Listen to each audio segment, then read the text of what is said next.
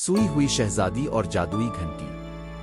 ایک دور دراز پہاڑی سلطنت میں ایک خوبصورت شہزادی گلزارہ رہتی تھی۔ اس کی پیدائش پر پورے ملک میں خوشی کی لہر دوڑ گئی۔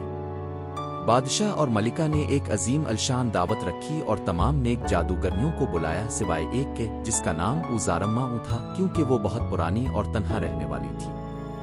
زارما کو نہ بلانے کا بدلہ اس نے یوں لیا کہ دعوت کے دن اچانک محل میں نمودار ہو گئی اور بولی، جب یہ شہزادی 16 سال کی ہوگی تو جادوئی گھنٹی کو چھوئے گی اور گہری نیند میں سو جائے گی جو 100 سال تک چلے گی۔ تمام لوگ گھبرا گئے، مگر ایک نیک جادوگرنی نے آگے بڑھ کر کہا، میں اس بددعا کو ختم تو نہیں کر سکتی مگر اسے نرم کر دوں گی۔ شہزادی ایک دن کسی سچے دل والے کی آواز سے جاگ جائے گی۔ بادشاہ نے تمام گھنٹیاں سلطنت سے ہٹا دیں، مگر تقدیر کو کون روک سکتا ہے؟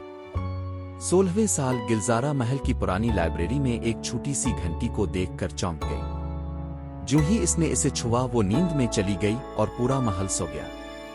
سال بیتتے گئے، درخت الفاگ آئے، کانٹوں نے محل کو چھپا لیا۔ لوگ اسے سوئی ہوئی شہزادی کہنے لگے۔ پھر ایک دن ایک نیک دل شہزادہ آرین جنگل میں شکار کے دوران محل تک پہنچا۔ محل کی خاموشی اسے عجیب لگی۔ وہ اندر گیا اور لائبریری میں شہزادی کو سوتے دیکھا۔ اس نے دل سے کہا، اے خوابوں کی رانی جاگ جاؤ، تمہاری کہانی ابھی مکمل نہیں ہوئی۔ اچانک گھنٹی خود بخود بجی اور شہزادی کی آنکھ کھل گئی۔ محل جاگ، الفاٹے پھول کھلنے لگے، خوشبو پھیل گئی۔ گلزارہ اور آرین کی شادی ہوئی اور وہ دونوں اپنی سلطنت کو خوشی، انصاف اور محبت سے بھرنے لگے۔ سبق: محبت اور نیکی کی طاقت ہر جادو کو مات دے سکتی ہے۔